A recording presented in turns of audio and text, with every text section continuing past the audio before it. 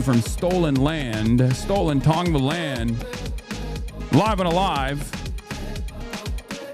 Back home, it's good to be back home, you already know, and there's going to be obviously a lot of Cuba updates for all of you and so much more. You've deprived Kaya long enough, man, show her. Yeah, W Weekend International Trip, welcome back, yeah. Anyway, ladies and gentlemen, we're here, and there is a lot to talk about. Personal news-wise, obviously, thanks for breaking shit, lib, sockmed, pal. What? I don't know what that means, but there's a lot of things I want to discuss, obviously. That was a short trip. This was planned, or was it cut short? No, it was planned. It was going to be a short trip. I think the timing of that was actually pretty crazy, considering that like I got back in literally the day before ICE was sent to every international and local airport, basically, in the United States of America. So like, there is that element of it as well. But regardless, that was, yeah, it's pretty crazy. I'll get into that in a second. You have a lot of Israeli agents on your Twitter. I know. I dodged many bullets, many bullets. But folks, we're live. We're alive. Personal news-wise, obviously, like the personal news that I'm going to be delivering to you in between the time period where I press the stop streaming button and press the start streaming button. So help me God, that's what I'm gonna do. Is mostly related to the trip. So I'm probably gonna start there. And the Twitter is broken because the trip discourse is insane. Yeah, Twitter's always insane. Obviously, we'll get into all of that. I'll go through like some of the misinfo in general because there's a lot of it out there. It's actually unbelievable how bad it is. How's jet lag? It's non-existent.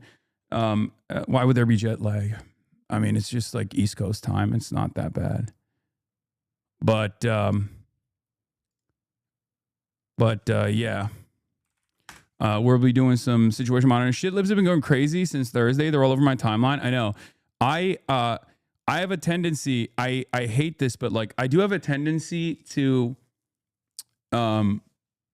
I have a tendency to basically bring out the worst in people. Like ultras hate it.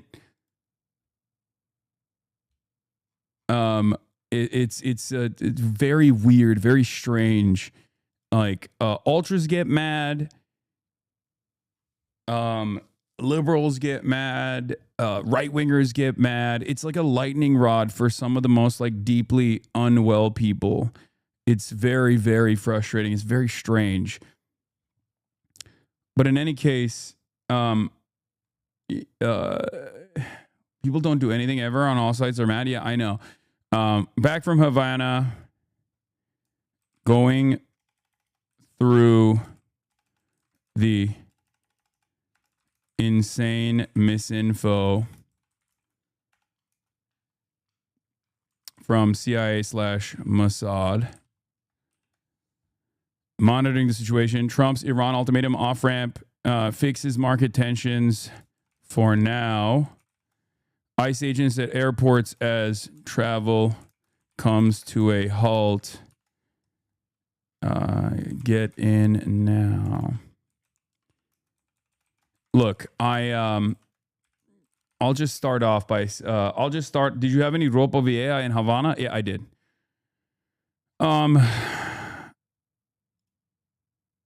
Here, let's blast off real quick. So one of the things that I'm going to say is that, one of the things I'll say is this, before we get into situation monitoring and the like, I think a lot of people just simply don't do things, right? So when they see someone doing things, it triggers something in their minds where they go, well, I'm not doing anything.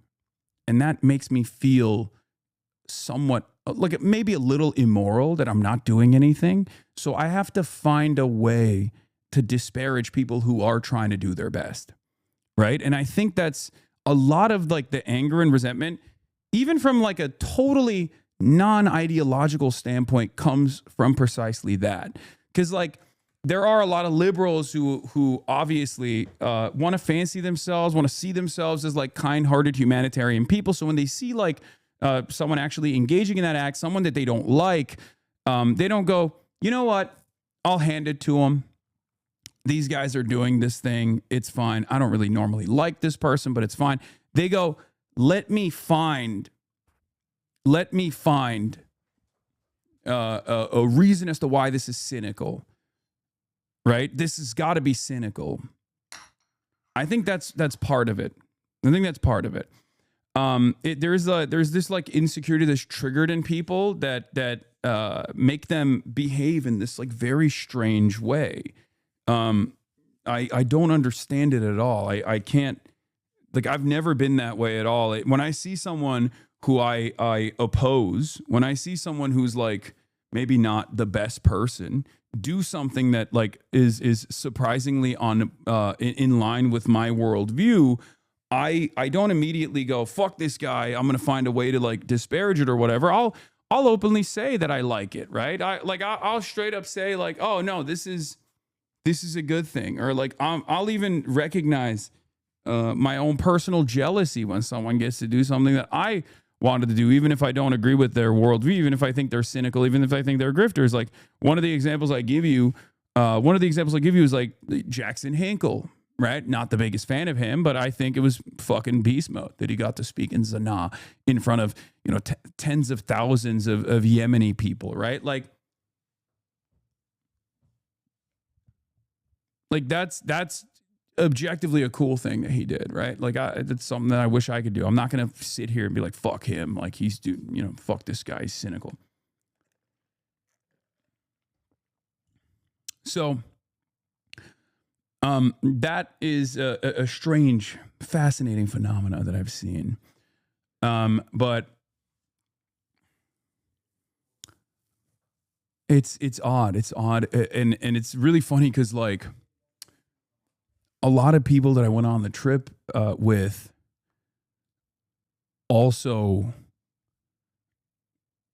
a lot of people that I went on the trip with also for the first time recognize it because they've like heard me speak about it in the past, like how my haters are like mentally unwell, but they straight up were like, yeah, actually this is like unfucking bearable. You know what I mean? This is like genuinely unbearable. This is like your fucking haters are insane at like trying to disparage every little thing that happens. But in any case,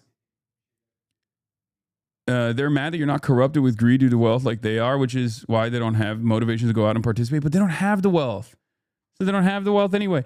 But my point is, look, I didn't even know what the fuck was going on. It's actually this fascinating it's actually this fascinating thing where like I don't have access to fucking Twitter all the time when I'm out there. So I had no idea what this was, what things were looking like in the United States of America and how the shit was being covered in America until I got internet. And I was like, oh my God, it's unbelievable. People are just straight up lying about like, people are so angry. The Cubans are so angry on the ground. The real Cubans hate these people. It's like, that's not true at all. It's unbelievable.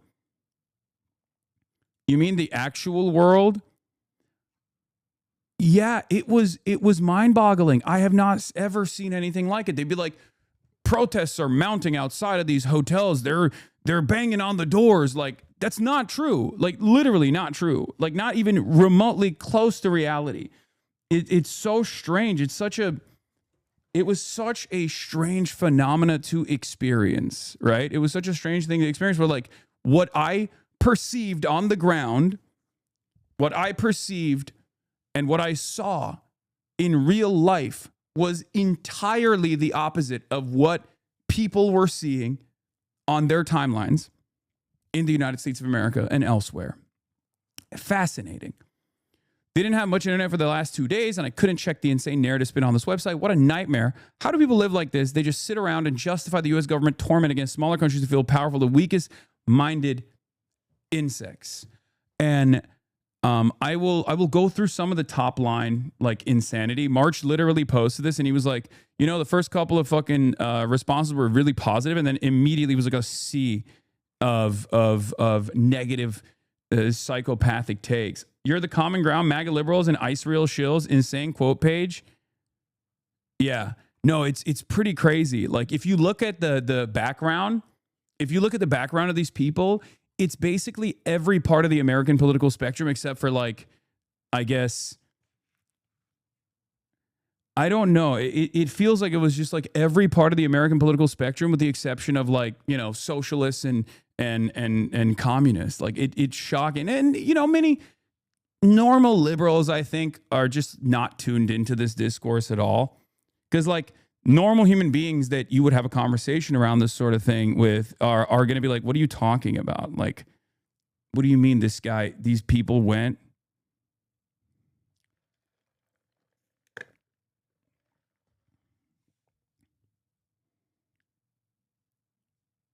Like,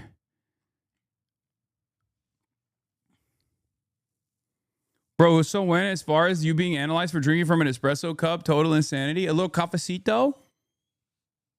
Yeah. The guy who made the glasses and shirts tweet is literally a Trump fan and liberals ate that up. Yeah. You're kind of becoming a litmus test now. Grateful you exist. Yeah, I don't think I should be this person. But it's very strange that people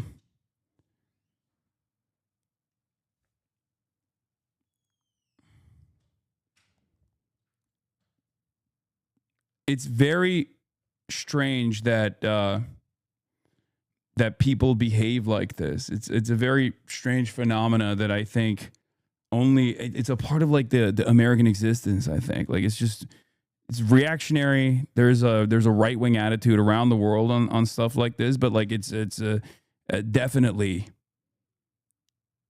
Hold on, I have to. Fuck, there's so much going on in the background. I just like. Anyway, they do think and see you as socialist Jesus. Yeah.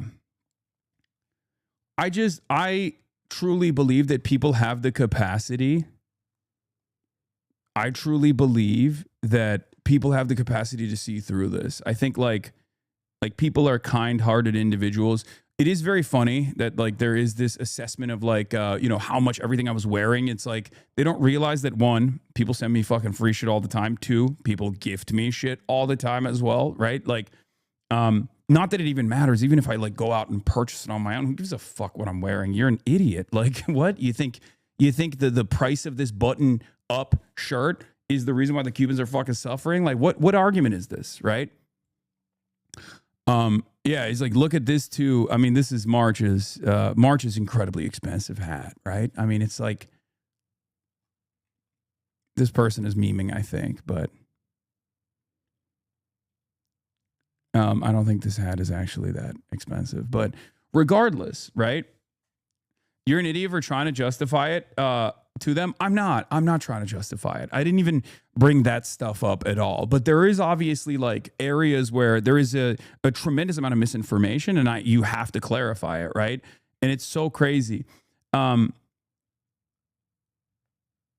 the situation with Zeo Nazi Daily when he tried to instigate? Sorry, tweet. We'll talk about that as well.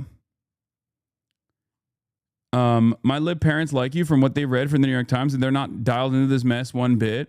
Are you planning on talking to Dan Le Batard about your trip? Yes, I do want to do that. I do want to set up an interview with him, or maybe have a like private conversation with him, and then maybe have a public one later. Yep, like the kneecap concert causing the blackout. I saw this one a lot. Yeah, it's fucking crazy. It's fucking crazy. Like one of the things that I found fascinating is this.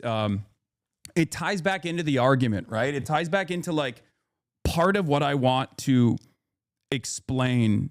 Part of what I wanted to explain to people is like the complex nature, the complex bureaucratic nature of these sanctions that America has placed upon Cuban society, like Cuban commerce, and how restrictive it is, right?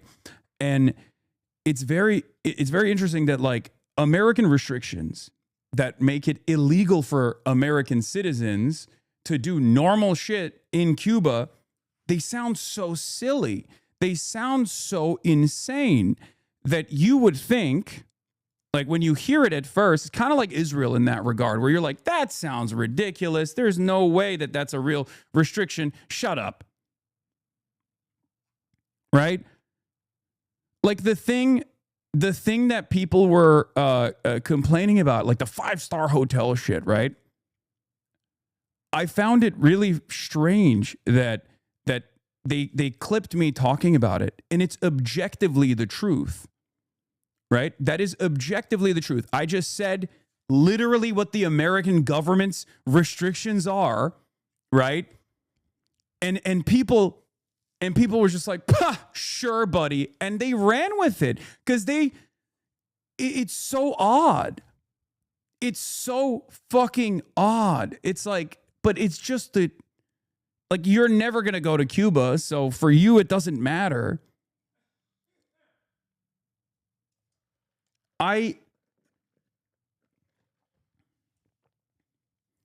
The State Department and the Treasury Department specifically makes it illegal for American citizens to stay at whatever accommodations they want to stay in, with the exception of like 4 hotels. Okay?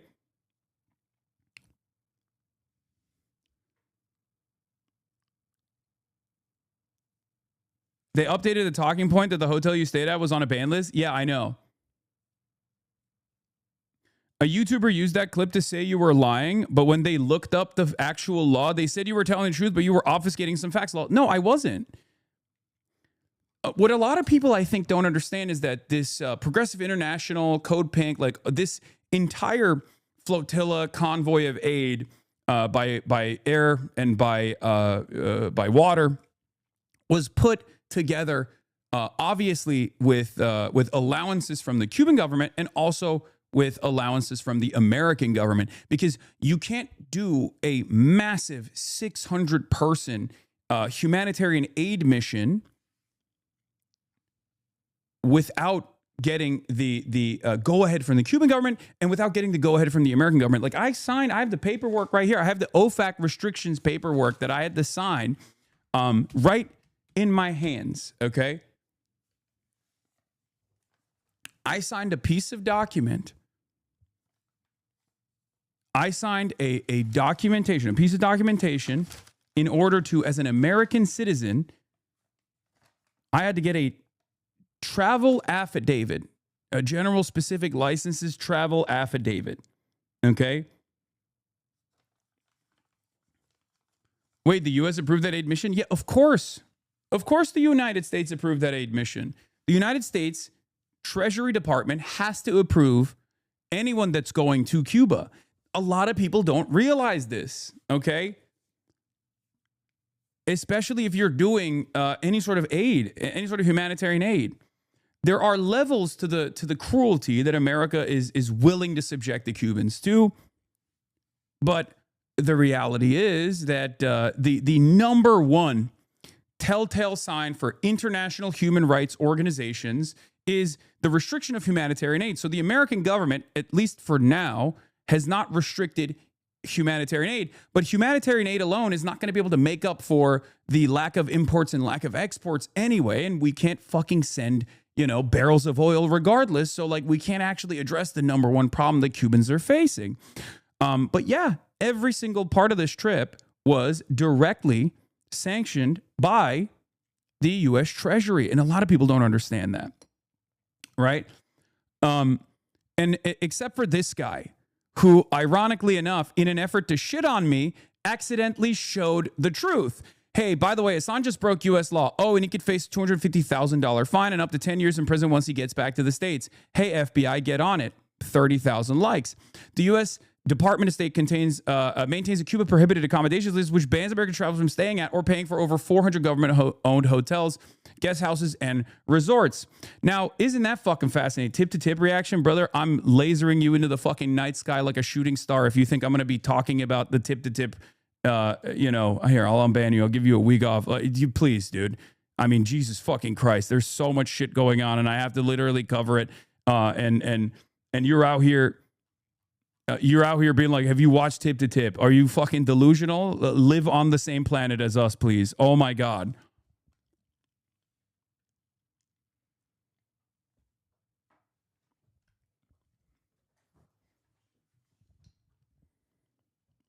So I said, yeah, the U.S. law is fucking stupid. I didn't break it, but this post is the only one that ironically acknowledges the comical U.S. restrictions on what U.S. citizens are allowed to do in Cuba. The five-star hotel is only one of the few hotels the U.S. government allows Americans to legally stay in.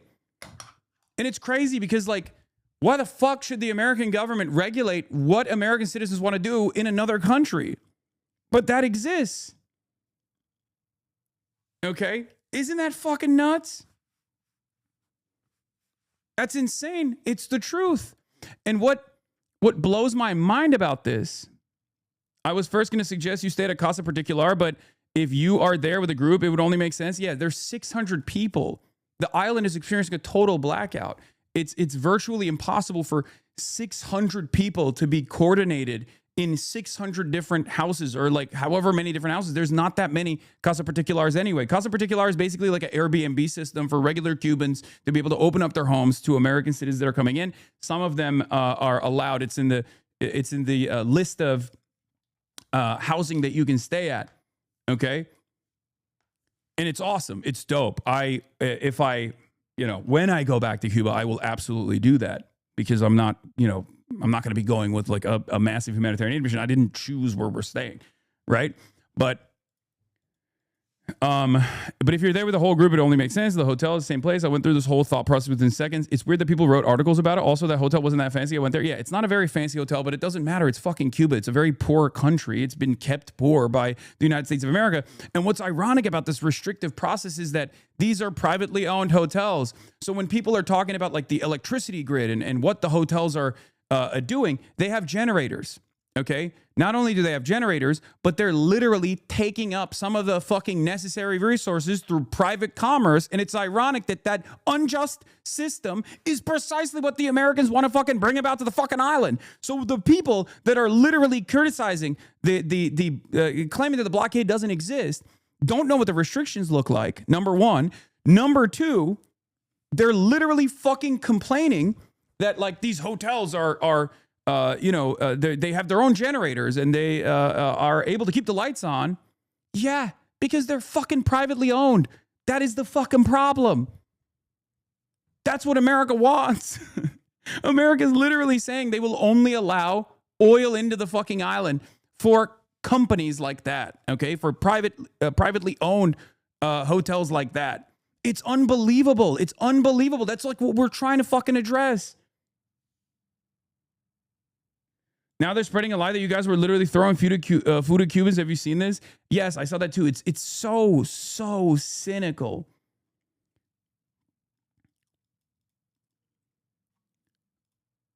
Beyond the hypocrisy of Piker's vacation, this just isn't true. As I know from personal experience, if you'd like help booking a Casa Particular next time he visits, you can do so through Airbnb. Yeah, it's unbelievable. I didn't fucking choose this.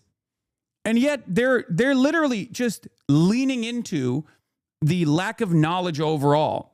Okay, they're leaning into the lack of knowledge that people have. Okay, and in the process, they're basically admitting that I'm right. Right? They're basically admitting that I'm right, but it doesn't matter because it's just pure anger. Why does trip cause so much outrage? I'm stupid. It's even worse than China. I think it's because. It's partially because of the fact that like there is a State Department need here, because the goal here is obviously to bring awareness to the blockade. And the American government spent 60 fucking years saying it's not the blockade. The blockade doesn't exist, while simultaneously enforcing it to use that weird invisibility of the blockade, the system of bureaucracy that's implemented, to say it's actually the Cuban government's fault. It's actually communism's fault. That's kind of the point. And I will be addressing this in the mini doc that we put together. Austin Ox is working on it right now. I basically landed in Cuba and spent every moment that I had. I didn't participate in a lot of the stuff and any of the stuff really that the Progressive International was doing, which is why it's also like additionally funny. While they're on the one hand, they're lying about like the events that took place. On the other hand, they keep saying I was, a principal participant of these events that took place. I wasn't. I was actually hanging out. I didn't do anything with Progressive International, even though I love those guys and they did fantastic work out there. Because I locked in with Belly of the Beast. the independent news outlet in Cuba, one that I really, really leaned into. I mean, they're fucking incredible. They do incredible work. Shouts out to Belly of the Beast. I will forever ride for them. Okay, they give me a little mug too. But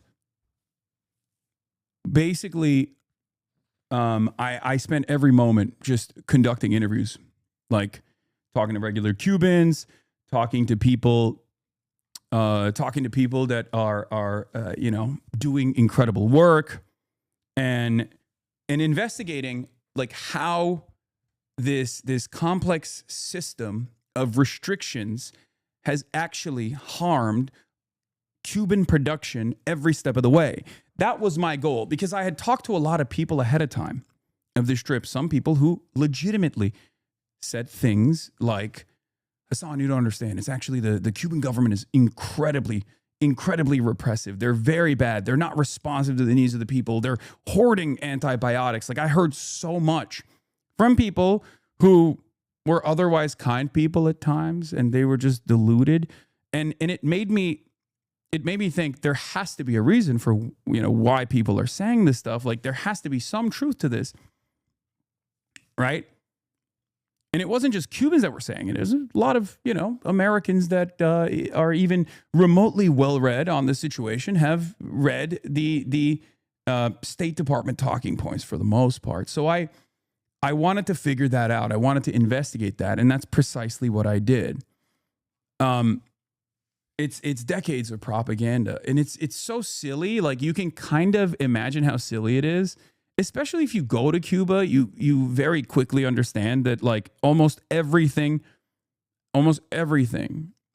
that you learn about Cuba is just ridiculous. Either a great exaggeration or just an outright lie. Hasan, go to Gaza. Hasan, go to Cuba. Okay, Hasan, why did you actually go and show the truth? You need to be locked up. Also, here's a list of imperial rules designed to kill these people you're helping. Yeah, I know. It's very strange. They say I sit around and farm donations at home when I cover this stuff. And then when I go there, they say, how dare you go there? You're performative. It kind of feels like they just don't want me to go there or do anything. It just kind of feels like they just don't want me to say or do anything at all, right? Like, it's more so the fact that I'm doing something that is very frustrating for them. So, in any case, it's just an unbelievable amount of lies have been told about this trip, and obviously because everyone that's on this trip are in Cuba and they don't have access to the internet. They had, myself included, had no way of knowing what the fuck people were saying and what kind of insane, unhinged propaganda was like being slung around. Is that ADL audio real? I don't know what the ADL audio is. Were you able to experience Medea Benjamin? I was.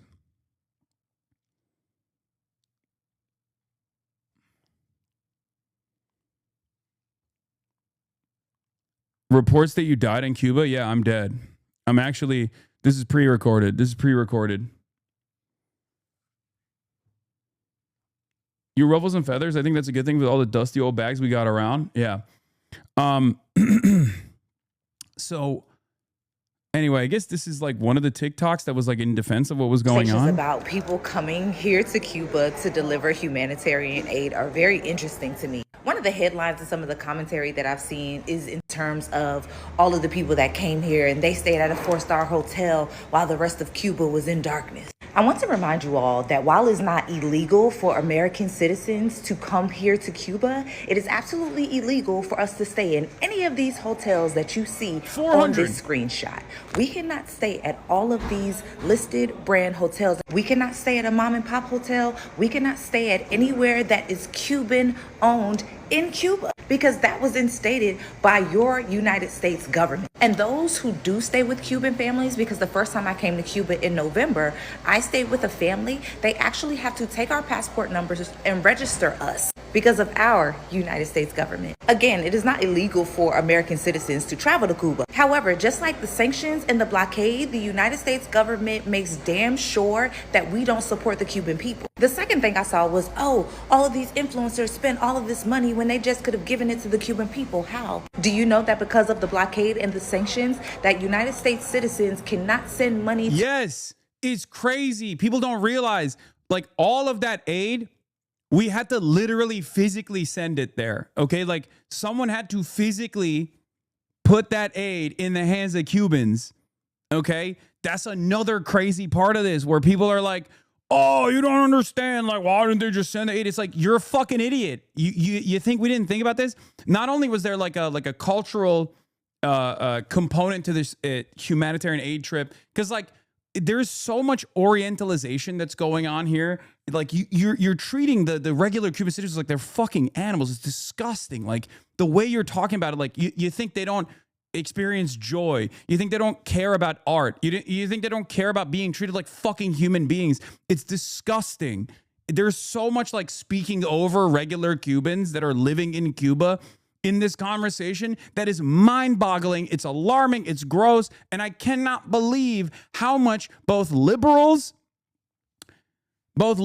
and fucking right-wingers have engaged in this. Like, it's crazy to me. One of the aspects of one of the craziest pieces of misinformation was that kneecap guys like sucked up all the energy and killed Cubans in a hospital. The reason why the Cuban hospital ran out of energy is not because the fucking electricity grid is falling apart. I mean, that's part of it for sure, of course, but there's not enough gas on the island for their generators to work. That is our fault. America, we did that. Okay, what do you think is going to happen when we've starved this island of necessary resources by stopping other countries from being able to freely trade with Cuba? It's illegal for America to implement this blockade. It's legal to trade with Cuba. It's legal to import Cuban goods. It's legal to export Cuban goods. It's unfucking believable. It's unbelievable. Kneecap participated in one of the many daily festivals that happen during the day. Okay? That festival that they participated in had Cuban musicians that were also participating in it. It was free for all Cubans to attend, and it was overwhelmingly Cubans that were there. It blows my fucking mind that these people can be so cynical and so gross that they think that like regular everyday Cubans don't want to experience fucking joy.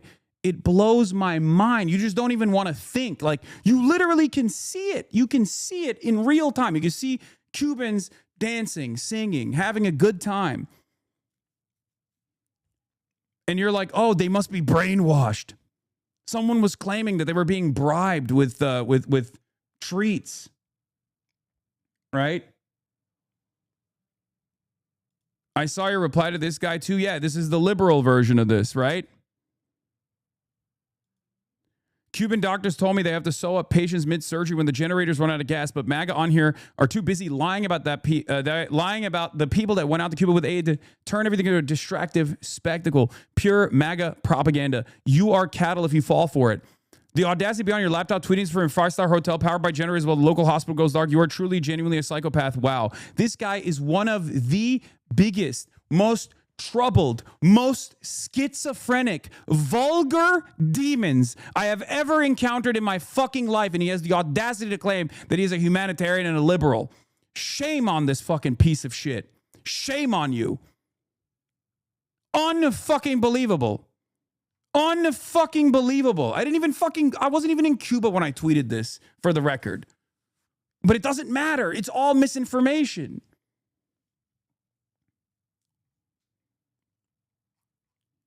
I couldn't tweet this from Cuba because there was not only was there not electricity, but there was also no internet. Like, there was just not enough internet. The infrastructure is crumbling because of what we have done.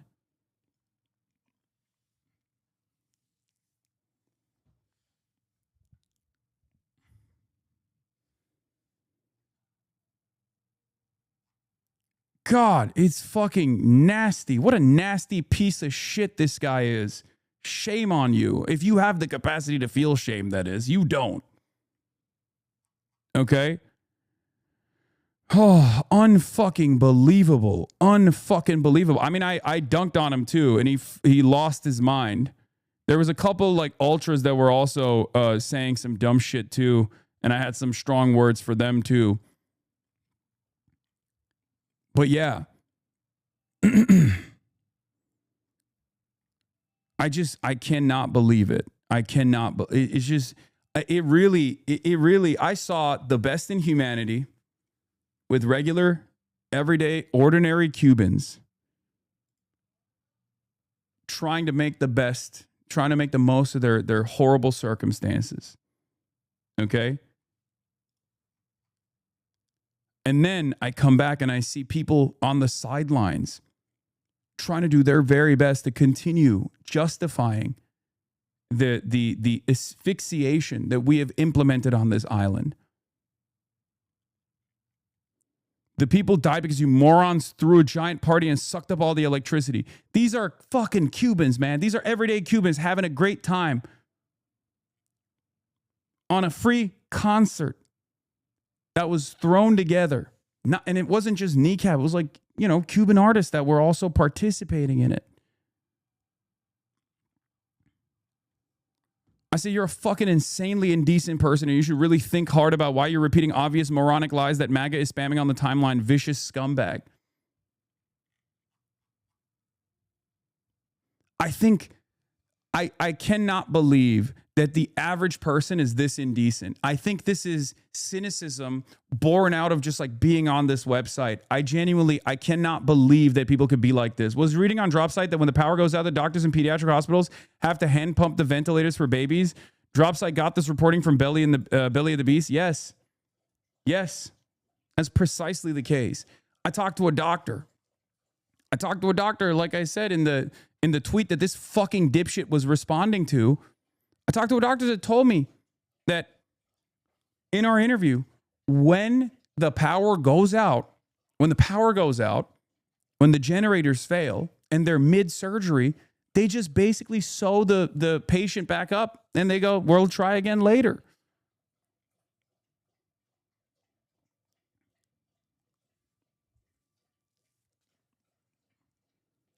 Unfucking believable, dude. Unfucking believable. Did you hang at the Malacon at night? People are dancing, making music all night long. It's beautiful. Yeah. I didn't. I went to just a couple different like bars. The first night I went to a bar with the Kneecap Boys. It was awesome. I had a great time there. We just dumped a lot of cash to the best of our ability on everyday Cubans. But it was much better, in my opinion, to just like go to like regular bars and regular restaurants that were, operating in spite of the circumstances, because it was, there were just like real regular Cubans there.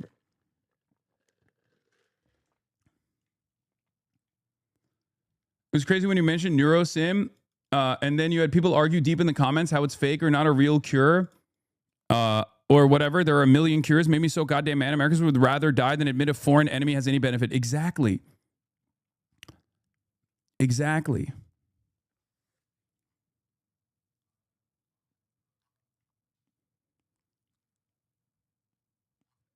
They do not want to comprehend like real shit. They just, if it goes against their priors, they just go, no, that's not real. I don't believe it. I don't want to believe it. It's unbelievable. It's a lie. It's crazy. Never seen anything like it. Mart said, out of Cuba now, on the way home, and finally have access to the internet. I'm having a hard time putting into words the thoughts I have on my experience there the past couple of days. The level of cruelty to the oil blockade the U.S. imposed on a day-to-day lives of everyday Cubans cannot be overstated. Everyday conveniences and essential services that we take for granted are completely non-existent. Entire systems that were already dilapidated by decades of sanctions and restrictions from participating globally start to break down exponentially when you remove fuel from the equation. The innovation required to accomplish the most basic tasks is astounding. People existing at night in complete darkness with the blackouts, just trying their best to lead normal lives in spite of the lack of power. Yet every Cuban person I met was extremely kind, patient, and welcoming. The resilience of the people of the island is extremely admirable and heartbreaking to witness. Cuba is a beautiful place with amazing people and insane potential. What the U.S. has done to that island is shameful and nothing short of inhumane. Okay? It's an experience that I think every American should have. It will change you. Okay? It will change you. When Ben Rhodes told me before I went to Cuba that I was going to be very sad, he was somewhat right. I landed and I could not believe how beautiful this island was. I could not believe how beautiful the people were. That was my first reaction. I was like, wow, I'm not a big nature guy, but this is one of the coolest places I've ever been to in my life. And then it was an emotional roller coaster. It turned into deep sadness. You know, you arrive in Havana and you start seeing the trash that can't be collected because there's not enough oil and gas. There's not enough oil to operate the trash trucks, right? And then you're like, it's fucked up. It's fucked up what we've done. You see the houses that are dilapidated, people living in them. It looks like, you know, they were bombed out.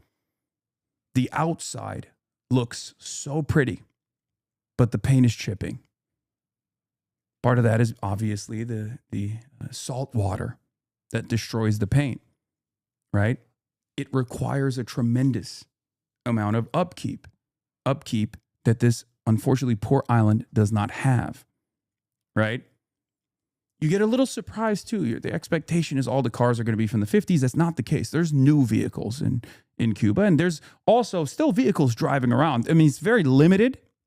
It's very limited in comparison to like what the normal traffic would look like on the island, from what I understand from people that have been there prior, right?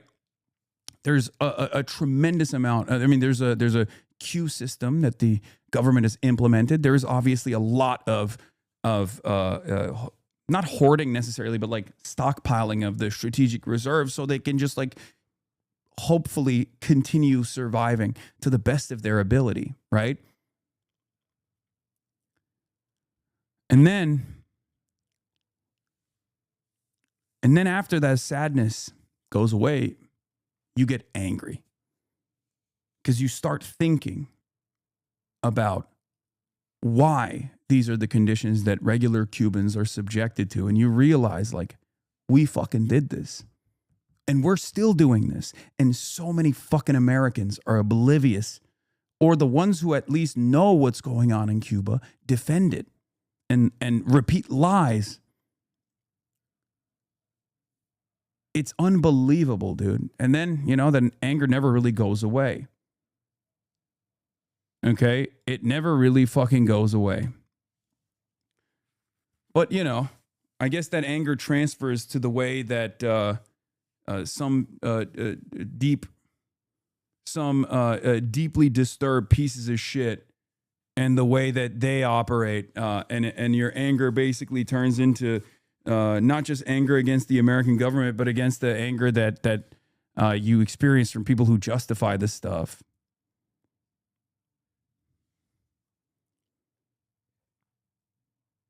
Don't talk about their poverty. It makes Americans think they deserve it. Talk about how much white people want to access the country they have and how little they get in spite of how much white people take.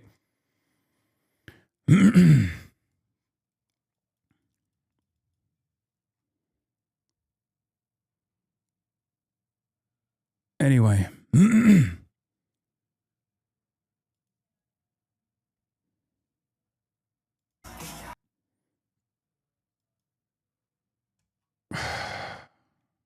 So unbelievably frustrating. So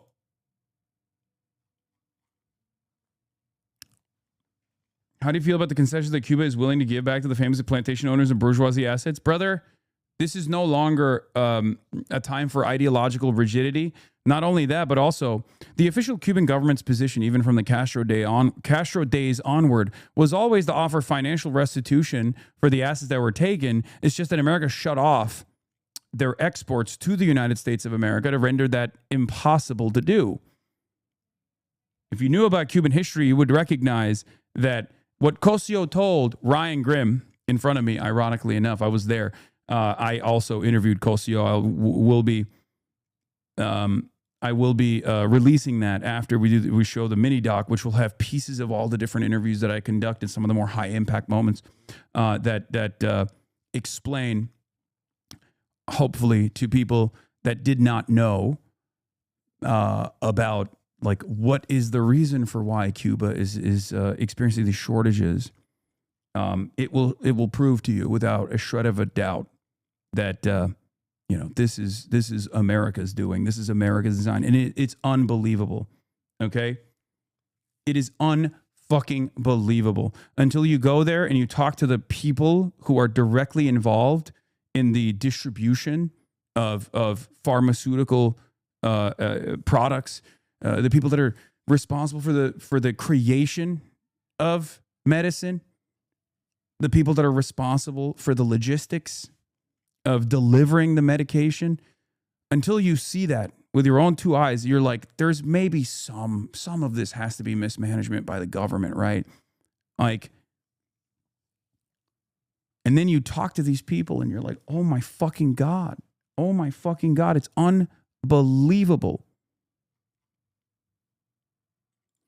Amazing how the media can tell you all about human rights abuses in Iran, but when the U.S. is causing people on ventilators to die in Cuba, there's radio silence. Apparently, human rights only matter when we need an excuse to start a war. Yes, that is precisely the case.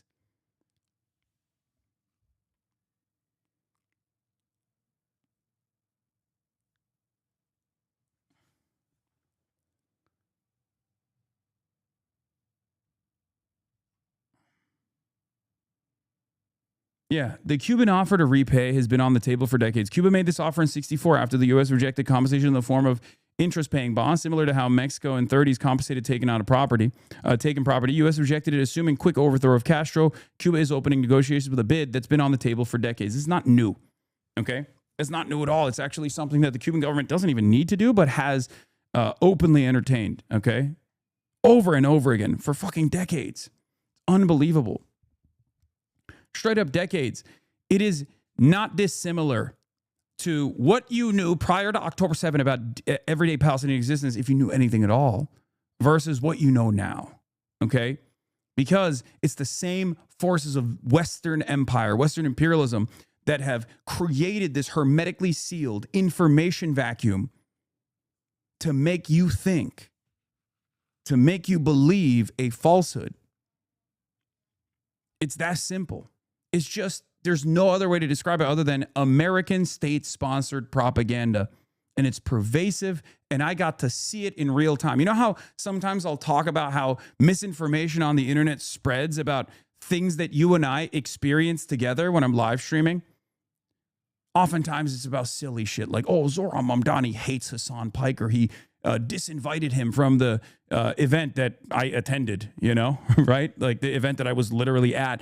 And you'll be like, why the fuck do people believe this? This is so crazy. Because it leans into like a comfortable narrative, right? That's obviously unimpactful. That's not like a significant story, but like this is being mass produced in a similar way for a much more consequential version of events. It's the same with Iran and the sanctions regime against Iran. It's the same with Cuba. It's unfucking believable.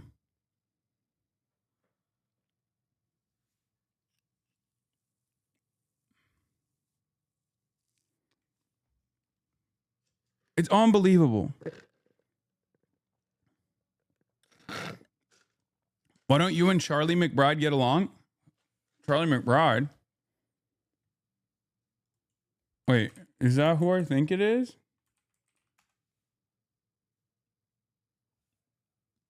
Who the fuck is Charlie McBride? I have no idea who you're talking about. HasanAbi blaming it all on the U.S. shifts the problem away from the fact that Cuba has systemic issues with an authoritarian government and their planned economy. Blame needs to go both ways. Yeah, no, you're a fucking delusional moron if you think that that's the case. Okay? Sorry, it's just the truth. There is literally, once you see it, it's impossible for you to unsee it. Okay? It's absolutely ridiculous. Hasan hate is beginning to. It's abso-fucking-lutely ridiculous. You are making shit up. Okay? There is no both sides in this equation, okay? 60 years of fucking actively trying to undermine. Dude, you don't know. You don't know what you're talking about. When you see some of these interviews, you will fucking understand exactly what I'm talking about, okay?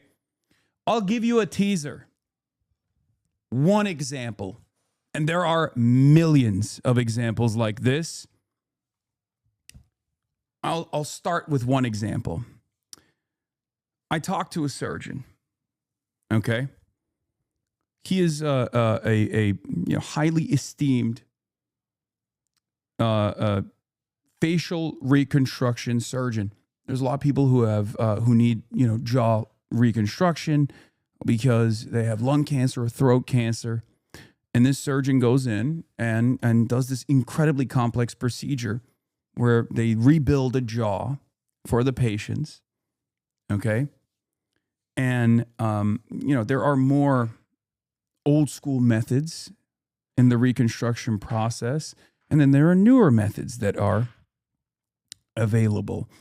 There's a 3D printer. So this guy that I interviewed, okay, I'll tell you his name. This guy that I interviewed, his name is, hold on. Guillermo Sanchez, okay? Guillermo Sanchez, he's a jaw surgeon.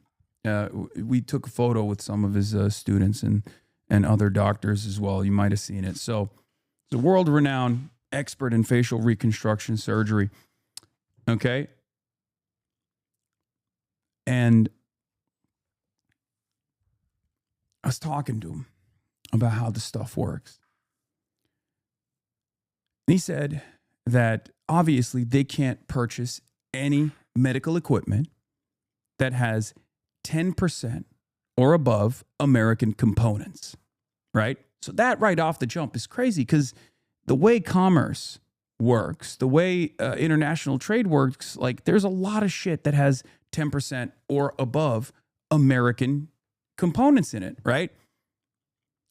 So what these guys have to do is find alternatives. Oftentimes in Germany or France, right? They make medical equipment.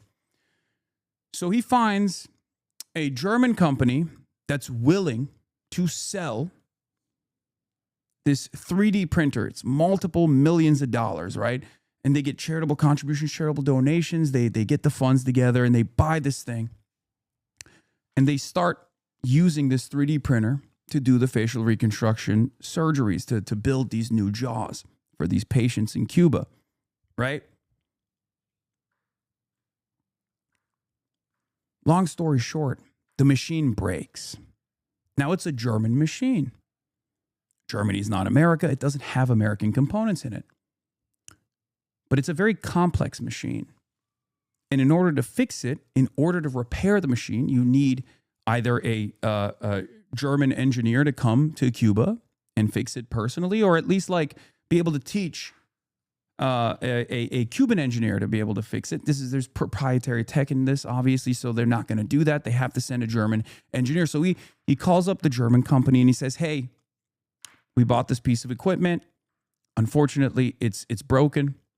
We need a technician." And the German business says, "Sorry, we can't do it because we're afraid of American punishments.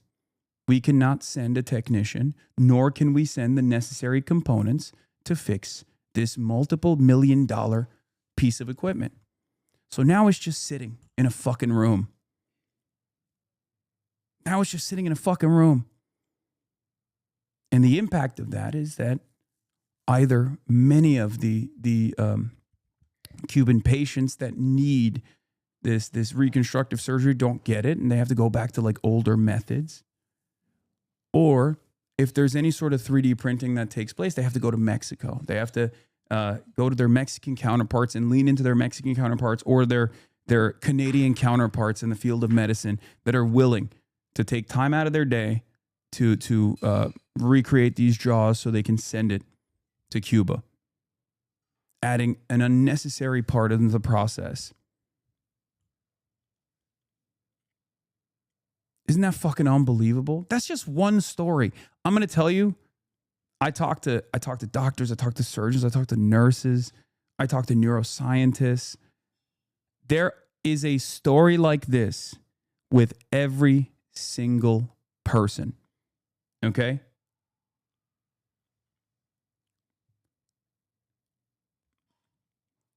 Unbelievably cruel.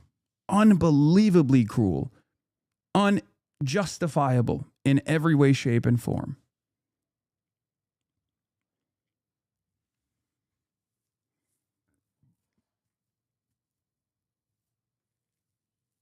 There's got to be someone we can find on Twitter that can fix it. You sound like Parenti talking about Cuba. Well, because Parenti also went to Cuba. And when you go to Cuba, especially at the time that he went to Cuba, things were different. Okay?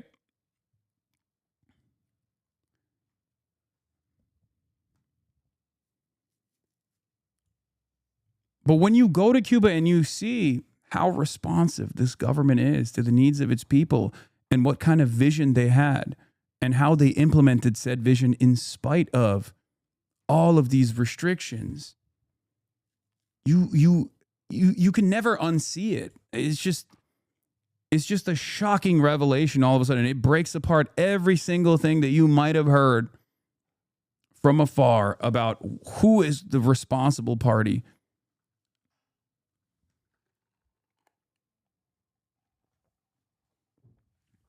Will your interview with Jeremy Corbyn be in the doc? Yes.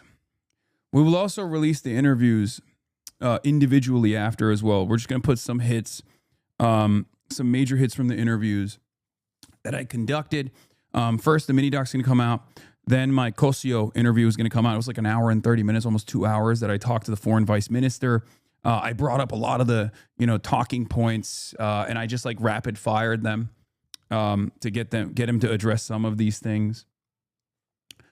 But it's, we'll of course react to them as well. Do you know when the ETA for it is? Yes, Ostenox is working on it. Okay, it's very, very, very. It's like 8 hours of footage basically. I spent every waking moment, pretty much every waking moment filming when I wasn't traveling around, which was very difficult to do regardless, right?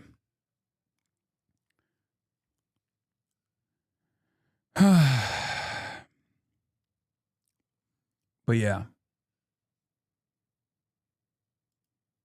An old tweet to your point. Yeah. This is Arturo Dominguez responding to Camila Cabello. Want to talk about all the more than 1,000 sanctions over 65 years, the failed invasion of the island? What about the CIA-backed terrorist attacks? Let's face it, that Cuba has been able to withstand the worst the U.S. can throw at it for that long is pretty damned impressive. Pretty sure that's a sign of success, especially if there weren't any sanctions. And don't talk to me about repression when federal agents are executing people on the streets for nothing more than being observers. All the people, Marco Rubio is locking people up for speaking up for Palestine. And when it comes to free speech, let's talk about how Rubio just sanctioned several content creators and independent journalists on the island for doing nothing more than showing U.S. Embassy vehicles cutting in line for fuel during gas shortages. Y'all's duplicity is astounding.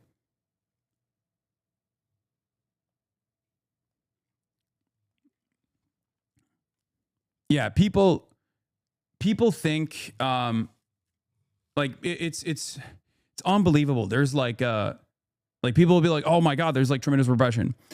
Belly of the Beast is an independent news outlet that operates operates inside of Cuba. Okay, they're comprised of like Cuban journalists, international reporters, and the like.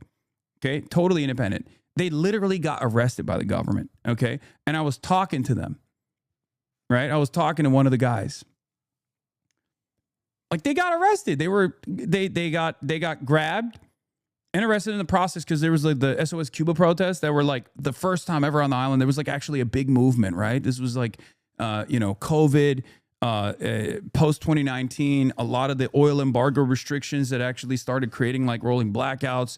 The island actually was suffering a lot more visibly, right? Post 2019, this is the 2021 when the SOS Cuba, American-backed SOS Cuba protests were happening on the island, and they were covering it, and the government actually arrested them. I was like, so how do you feel about that, right? Like, because you obviously have told me a lot. Like, you talked about how like moral and how responsive this government is, but like, your guys got fucking arrested for covering this. He was like, brother,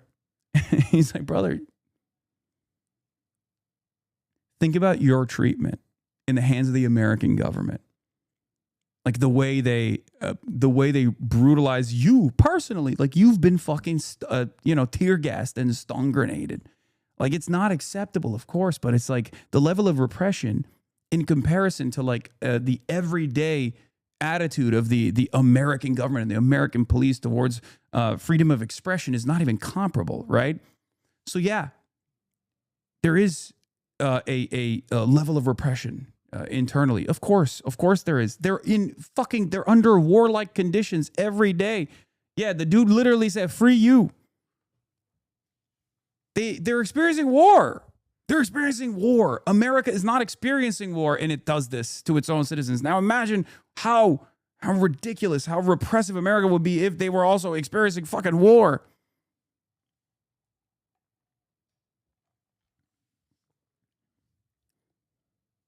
Also, that stuff is utterly irrelevant when we're talking about the sanctions. It's not relevant at all, right?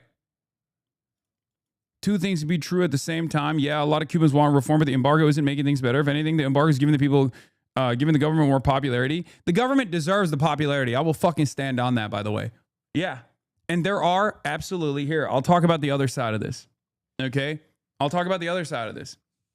Now that I've talked about the resilience of the island, the things that they've been able to accomplish, I'll talk about the other side as well. In 2019, while the oil restrictions were starting, which would then create a system of like rolling blackouts and visible poverty for the first time ever, according to like people that have been to Cuba before, according to people that have been living in Cuba for a long time, things started changing in 2019, right? It wasn't anywhere near as bad as it is currently because this is the maximalist version of the oil blockade. It's a full and total blockade, okay?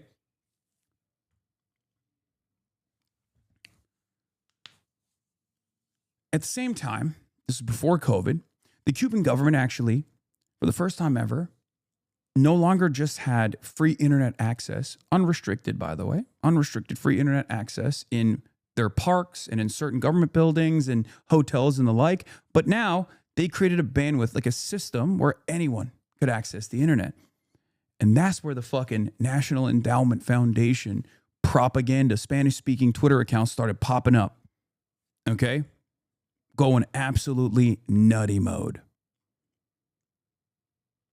And yes, for a lot of young Cubans that saw the abundance and the wealth only 90 miles away, their immediate family members that have been able to escape Cuba and find a piece of that American prosperity, that's all they saw. They saw American capitalism and they saw the communism on the island as being the primary as bearing the primary responsibility for their everyday struggles.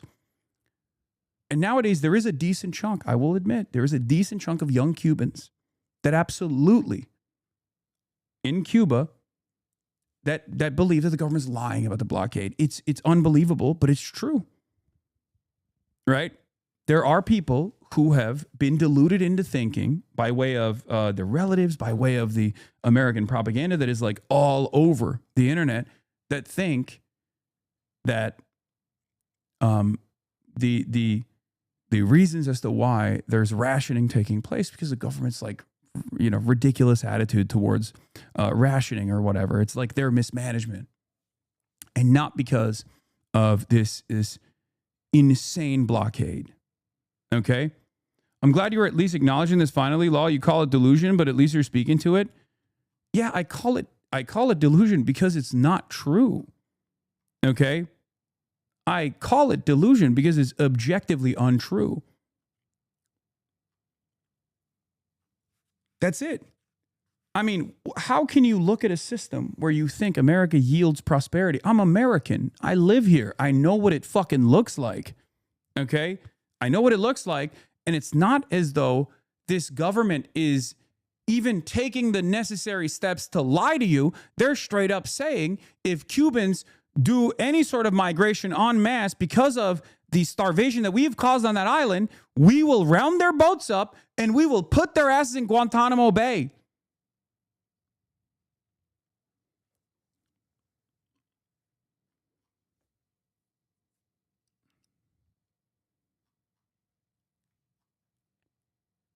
How can you sit there and assume this administration that has openly said, if Cuba's trying to fucking come to the United States of America, we're going to round them up and we're going to send their asses back to Guantanamo Bay with the military, and you're over there going, oh no, it's actually not this fucking government's blockade. It's actually, it's actually the mismanagement from the government itself. It's ridiculous. We can't excuse Cuban oppression as civil rights violation just because the U.S. does it too. What the fuck? I don't understand this logic. It's not an excuse. It's utterly immaterial in the conversation that we're having. And the only reason why we have that conversation, is to subtly justify, or maybe not so subtly justify, the actions that the American government is taking to make it seem as though there is a necessary reason for these sanctions. I'm not going to fucking put up with that shit. That's it. That's it. I've seen the impact. I've stared these people in the fucking eyes, okay? I cannot turn around. I cannot fucking turn around and act as though there is an alternative reason for why this exists, okay? It's the same principle behind, but what about Hamas? As Israel was carrying out a genocide, okay? And the reason why I bring up the government repression that we experience here is because I need you to understand the material conditions are very different in Cuba. And it's born out of this massively consequential sanctions regime that is starving the fucking island and frustrating the people. And the government literally has very limited resources to make sure that they continue surviving, that they continue fucking feeding the people, they continue actually giving people the necessary treatment for free, mind you. Okay? And then on top of that, people are like running around being like, Donald Trump is awesome. He's going to fucking save us.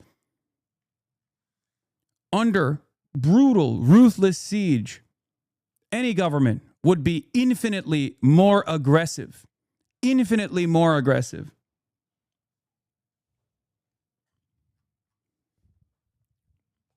It's ridiculous. When we were waging a world war, World War II, we rounded up every single Japanese person in California and put them in fucking concentration camps.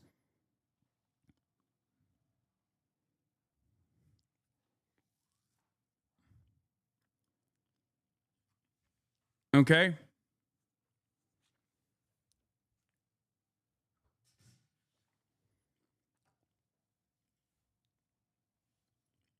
Your inability to find any fault in the Cuban government waters down your stance. No government is perfect, and especially one that's been suffocated for so long. You can acknowledge that, but but it's okay, and just because. No, I don't think you guys understand.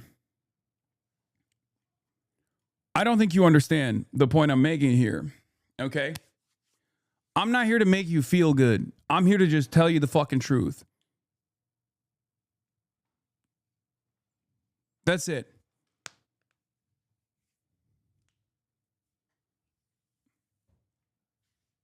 That's it. This is the same process that we have to go through every single time. Every single time a conversation takes place. What about Iran? What about the Iranian government? Okay? What about Hamas? What about what Hamas does to his own people? If one much more powerful force is literally sieging this island nation with 11 million people, engaging in siege warfare, and the government is trying to maintain stability in the process, of course, I'm going to try to get dumb fuck Americans to comprehend what that would look like if it happened here by pointing to historic examples of what we have done when we weren't being sieged by a much more powerful force, but we were engaging in a world war where Pearl Harbor happened and we put every single Japanese person in a concentration camp. What the fuck are you talking about? We engaged in the process of internment during our war, our world war. That's what governments do. They take a heavy-handed approach when they are constantly waging war. Now imagine what's going on in Cuba for 60 fucking years. These sanctions are not helpful. They are designed in a way where there is plausible deniability so that people that experience it eventually say, oh, the government is just lying about this blockade. It can't be this is all I've known. All I've known my whole life is just like fucking unnecessary poverty. This sucks. There's wealth right there, 90 miles out the coastline, prosperity. The reason why I'm bringing this part up, by the way, is because I need people to understand, like, of course there are people that live through this process and develop this opinion, just as there were tens of millions of Americans who looked at the current design of American society and thought a right-wing fascist monster was actually going to create a new wave of American prosperity. There are people with different mentalities everywhere. No one's fucking monolithic, and no one is going to be on the ball. Just because you live through it doesn't mean you're going to have ancient wisdom and you're going to be able to figure out exactly why things are happening. Okay? But I'm sorry, it's just pure victim blaming. And I don't want to do that. It's ridiculous.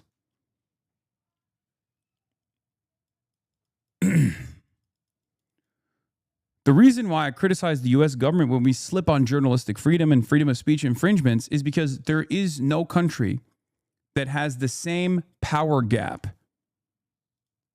between us and another country that's like enforcing its will upon the American population. Okay? It's not comparable. There is no country that is the hegemonic superpower. We are the global imperial hegemon. Okay? So there is no comparison where another country that is enforcing a siege upon the American population and the American government is trying to hold it together and trying to fight back against it. Okay? And in the process, trying to maintain stability and therefore engaging in repression. The reason why, of course, I criticize the American government's form of repression is because America is the hegemonic superpower. It's not even relevant to the equation that there are naysayers out there. All of the world's protesters can get together and it doesn't change the American calculation, the American government's calculation one bit. Okay? In To Kill a Nation, Michael Parenti addresses this so perfectly. Okay? They also see how shitty their lives are and that money and energy goes to the hotels that aren't allowed to stay in. I know that's not as relevant now. The biggest issue in the oil embargo right now and the energy crisis has been building for years. Yes, absolutely. So this is the other aspect of it. And I personally experienced this like myself. I felt gross about this system as well because we would walk around, okay? People are, experiencing abject poverty and darkness, complete darkness, but the hotels have generators. Hotels are privately owned, right? They're privately owned and they have access to oil, right? Because they can purchase it because there's a black market for oil. The government is aware that there's a black market for oil. They have a queue system. People with like EVs can participate in the queue system. All of this is like literal fucking on the ground reporting coming to you live from Cuba. Okay. So there's a queue system. You buy it for like $1 a gallon, right? And then you sell it. And the price of oil right now is $10 a liter. We asked every cab driver. Okay. $10 a liter. And the way it works is people with electric vehicles also get into the queue system, but they don't need the oil, right? They have EVs. Yeah, it's that fucking expensive. A doctor told me that the average salary for a doctor in Cuba is around $17 a month. $17 a month. Okay? But that wasn't the problem. The real problem was the fact that makes up, that's around like 4,000 Cuban pesos, something around that. I can't remember the exact numbers, right? The issue is doctors have to fucking go back and forth. Doctors have to go back and forth. The hospital, right? They don't live at the hospital. They live at home. It's 500 pesos each way to go to the fucking hospital. If you're making 4,000 pesos a month and it's 500 every day, it's unbelievable. It's just not, you can't do it. How the fuck are you supposed to make it to the hospital? You can't.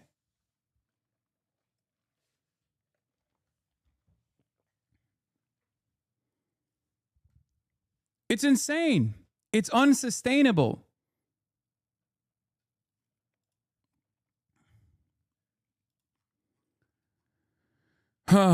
This is destroying Iran, not the Iranian government. It's definitely designed to destroy both. I think liberals need to retire the people versus the alien, illegitimate regime framing, since those starving and bombing these countries don't make any distinction. Weakening state capacity is a feature of their civilian punishment strategy. Abso-fucking-lutely. Absolutely.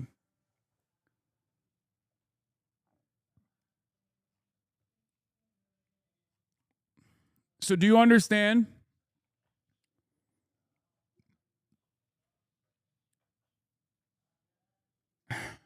Do you understand why I'm talking about it in the way that I am? In Havana today, I saw an old woman with painful injury burst into tears of joy when she got a bottle of Advil. My personal opinion is that everyone who can should go to Cuba and bring the antibiotics and painkillers we take for granted in the U.S. Antibiotics over optics. You genuinely couldn't script something with worse optics in this Cuba convoy, Lamau. Like, they literally worked tirelessly to bludgeon the optics argument and to bastardize what was going on. And then they turn around and go, but what about the optics? Bitch, you're the one who fucking lied about it to make the optics look unsound. And then you fucking turn around and you go, oh, well, what about the optics? The optics look terrible. It's fucking ridiculous. It's like the people that literally participated in belittling this humanitarian aid mission to a fucking country that's being starved by ours, that want to also bring awareness to what our country is doing with the hopes that we can maybe make a change that will no longer asphyxiate the Cuban population. And motherfuckers go, what about the optics? And there's still people that are going, I like 5-star hotels. I like 5-star hotels a lot. They're really nice, you know. You know what I mean? It's fucking insane. I already explained it. It's like a bunch of fucking free 99 drones. I don't think these people are all paid for by the State Department. They're just doing the fucking regime propaganda for free. It blows my fucking mind. It's not bots, guys. There are literally people who have made it their lives' mission to defend American imperialism because they think it makes them feel powerful or something. Obviously, there's like think tank liberals like Jeremiah Johnson, who's a ginormous piece of shit, right? Cuba's dictatorial regime is far more responsible for the impoverishment of the Cuban people than America is. It's a lie, an abject lie. Of course, his job is to defend liberalism when liberalism is falling apart. So, of course, he's going to say this lie. Someone goes, yeah, but man, like the embargoing their oil and causing a power grid failure does seem kind of shitty and cruel. I don't know if it makes the situation better. Like, this guy's a fucking liberal as well. But even he's like, come on, it's really messed up. I don't think the U.S. should embargo their oil, but it's ridiculous for tankies like Hassan to go sing the praise of a violent totalitarian regime and act like they're just small beans who never hurt nobody. Cuba is poor because it's controlled by murderous communist thugs. When is the last time Cuba double tapped a school full of children? Because America did that a few weeks ago, says Will Miniker. It's true. I had some words for this as well, right? The Epstein pedophile-led administration is double tapping schools, participating in the genocide in Gaza. And even on the domestic home front, we do worse shit than the Cuban government does on a daily fucking basis. 2 million people are in prison, incarcerated in the United States of America. 700,000 homeless people in the United States of America. 700,000. Unfucking believable. 700,000.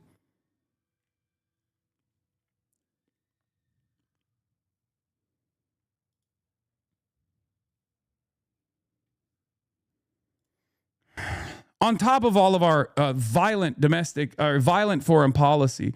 And it blows my fucking mind. This is the wealthiest nation on earth, and people still go, oh, but these other countries, they're so violent. We have no leg to stand on, man. We have no leg to stand on. If you're defending America, you are not defending Americans, okay? If you're defending the current American government, if you're defending the current system, you do not care about your fucking neighbors, okay?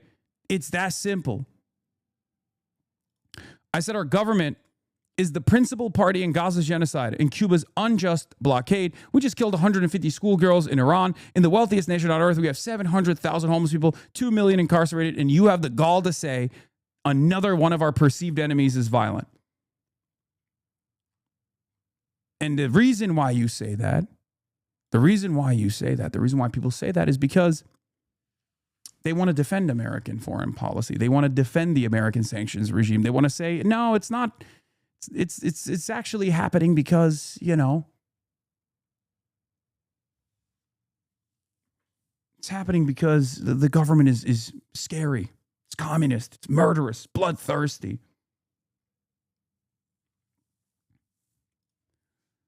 Another response I gave to liberal Jeremiah Johnson, whose operation, by the way, has said nothing about the humanitarian aid or the necessity for humanitarian aid or the conditions for everyday Cubans beyond demanding that the Trump administration bomb some of these fucking flotilla ships, by the way. That's the only output from this administration, this CN liberalism operation, new liberals. That's the only thing they've said about Cuba. Audacity to fucking come out and say the thing that defines Hassan, Code Pink, and most of the DSA Extended Universe convoy members is not complicated. It's America bad. Look, sometimes America's bad. That's quite literally the only lens they're capable of seeing the world through. It's why the DSA cozied up to Maduro. It's why Hassan thinks the Houthi terrorists are so cool and said America deserved 9/11. It's something is against America. It's good. End of story. They don't have an ideology beyond that. I said America can be good. Americans are good. You aren't one of them. You want to defend America's senseless bloodlust. We are death dealers around the world, and even Americans are waking up to the reality that our wars cause pain abroad and offer no benefit to ordinary Americans here.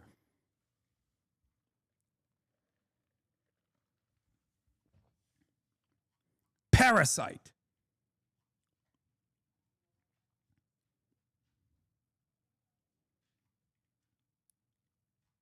Unfucking believable.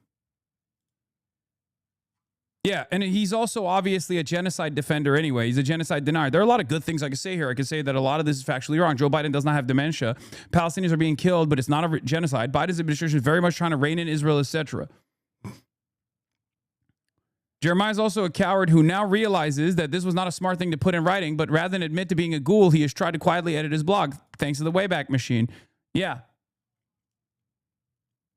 Here is the other Center for Liberalism person, that this Jeremiah guy.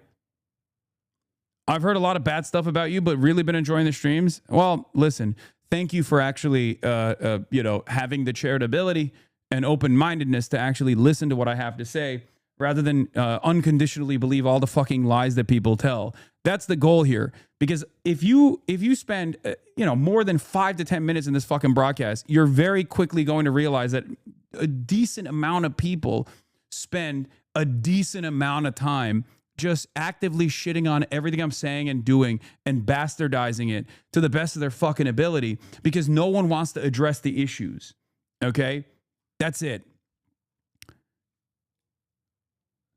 Yeah, here's his friend, the vice chair of CN Liberals, arguing for a Trail of Tears 2.0. The best thing that we could do for indigenous people would be to end all tribal land designations, encourage them to relocate and integrate the modern society funded by the government. The two-tier system is horrible for Native people, dooms them into poverty and subjugation. She also literally said, literally demanded that the Trump administration murder the humanitarian aid flotilla. Like, the Trump administration, go and blow up the boats that were going to Cuba. That's how fucking psychotic these people are. That's how bloodthirsty these people are. Okay?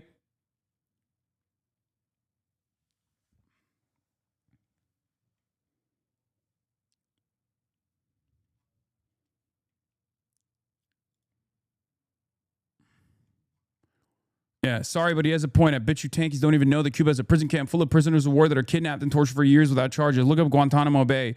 What you will learn will shock you. Oh, shoot. Read a little further on the Wikipedia article. Turns out my government is a totalitarian regime keeping POWs in camp in Cuba and open, and the Cuban government has repeatedly told them to stop. Yeah.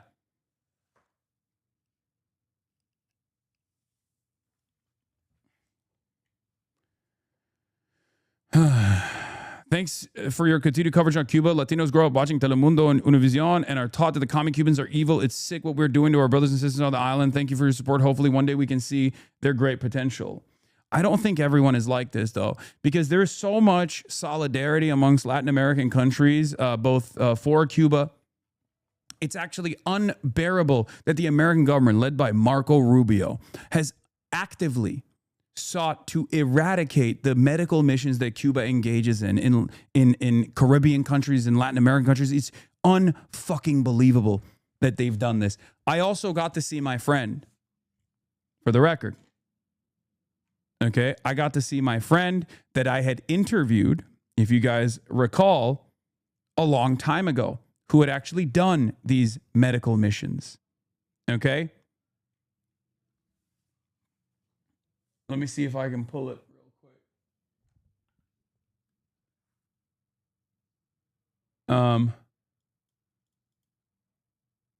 Hold on. Yeah, Dr. Jose Armando Arronte. He is the he is in the Cuban health ministry. He works in the Cuban health ministry. He was, if you remember, we had a conversation online when when Marco Rubio first wanted to stop these medical missions from happening. And he was so sad. I mean, he was so excited to see me in Cuba because he had invited me to Cuba, if you remember. And he was so happy to see that I was finally visiting Cuba. But he was so sad that these medical missions were being stopped by Marco Rubio. And he wasn't sad because, oh, now, Cuban doctors can't go and work these medical missions and generate income for the country in some ways, right? Because that's the argument against it. But he was sad that in places like Jamaica, where these medical missions operate, the population don't have access to any other kind of healthcare. It's the Cuban medical missions that offer these people, these underserved communities, the only version of healthcare that they ever see. And Marco Rubio has ripped that system apart. Unbelievable. Another way that our violent desires, our violent design harms others. And not only does it harm others, it harms us as well. I talked to, as I said before, Dr. Mitchell Valdez Sosa. Okay, Dr. Mitchell Valdez Sosa is one of the top neuroscientists, not only in Cuba, but around the world. Him and his twin brother are both neuroscientists. He's 75 years old. Incredible man. He explained to me how Fidel Castro was able to greatly increase the literacy rate piece by piece, first up until the 6th grade, then up until college. He's a massively accomplished scientist, okay? A tremendous guy, and has stories for days. I could have talked to him for hours, okay? And I mean, you can look at his work here as well on Google Scholar. He is an incredibly accomplished scholar, an academic, and a scientist, a researcher. Now, Dr. Michelle Valdez Sosa has been able to do the unthinkable. Cuba has been able to create the only functioning Alzheimer's and dementia treatment on the planet. The only functioning Alzheimer's and dementia treatment.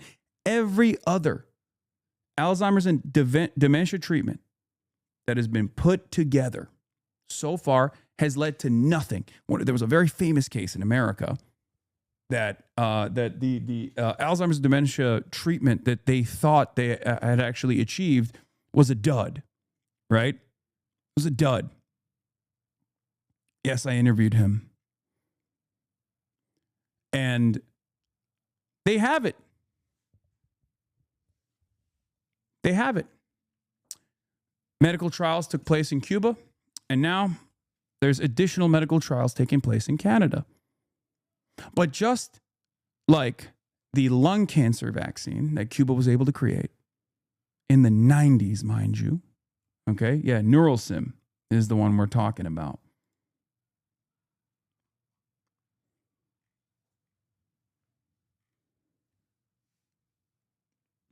And I cannot believe that they put the context note on this. Look, NeuroEpo claims to rely on a single trial from Cuba without independent replication. The researchers themselves acknowledge that larger trials are needed. The phase 2 trial in Canada is ongoing, and wider adoption awaits phase 3 confirmation.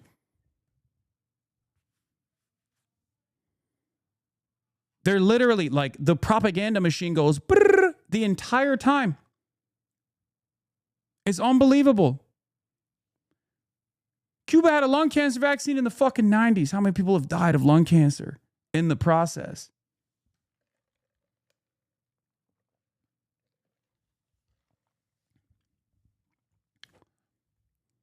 How is this attitude anything but better dead than red? It's through the communist system that they were able to put the interests of the people over the interests of profit. And you can't have that. Because innovation must only come from capitalism, okay? Innovation must only come from capitalism. If it comes from a communist country, that undermines the argument. That undermines the argument in spectacular fashion, doesn't it? The very fact that they are able to accomplish these incredibly impressive leaps in the field of medicine to save people's lives, no matter where they come from. Your grandparents, people like myself as well. All of my grandparents died from Alzheimer's. I'm gonna get Alzheimer's. Okay? My father has a diabetic ulcer on his foot. Dr. Mitchell told me they have a cure for diabetic ulcer in Cuba. The fact that America stops pharmaceutical companies from actually mass distributing this stuff, even for fucking profit, is insane. It's completely insane. It's unacceptable. Now think about how they've been able to do all of this while they are shackled every step of the fucking way. While they're shackled every step of the way by these ridiculous sanctions. Think about the unlimited potential that could exist if we did not try to disrupt their academic process and their research every step of the way, and then even stop them from mass distributing these fucking vaccines, these treatments. America engaged in vaccine hesitancy around the Cuban vaccine that they were forced to implement, basically. Cuba made its own COVID vaccine, for those of you who don't know. And the reason for why they had to make their own COVID vaccine is because Alibaba founder, Jack Ma, tried to send Sinovacs to the island during COVID. America intercepted that. They stopped that from happening.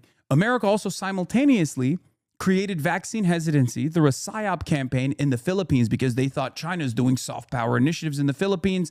They're sending Sinovacs there. And now the Filipino population has a tremendous setback, and a lot of Filipinos have vaccine hesitancy. We know this because the American government openly revealed it, by the way. They spent millions of dollars creating misinformation and PSYOP campaigns in the Philippines because they wanted people not to take the Chinese vaccine.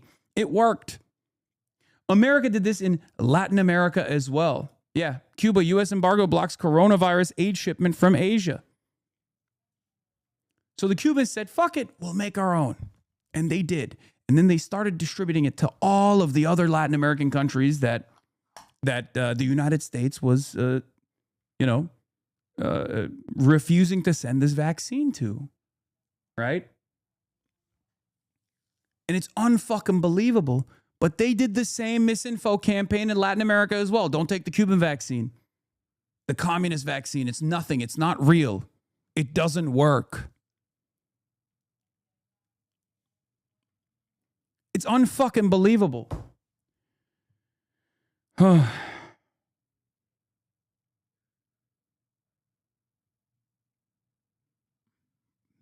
It's unbelievable, dude.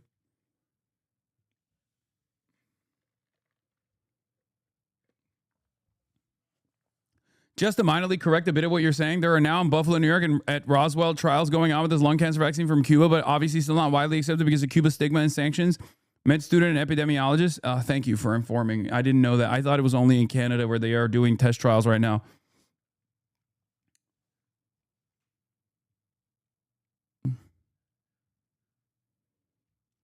It is fucking crazy, though, don't you think? That there's like literally some of this stuff has to be in secrecy. Because if there's like, if this comes to the forefront of the conversation, all of a sudden it makes people reconsider this, the way that the system works. And then they go, whoa, well, hold on. We got to put a fucking stop to it.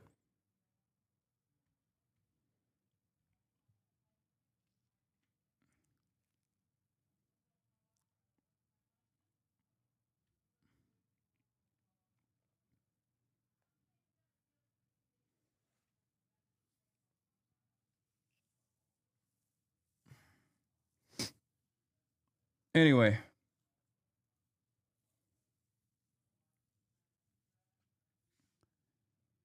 It's just, I can go on for fucking days, by the way. I can go on for hours upon hours. There's a lot of medical researchers in my community as well. There's a lot of researchers in general. And I know many of you hear this stuff and you see this stuff and you think, this is fucking ridiculous. Like, your allegiance to the academics in Cuba matters, okay? That's another thing that I found out. Talking to the doctors, talking to the professionals, talking to the academics in Cuba, where like they rely on the kindness of strangers that live in America and elsewhere all around the world in order to keep things going, right?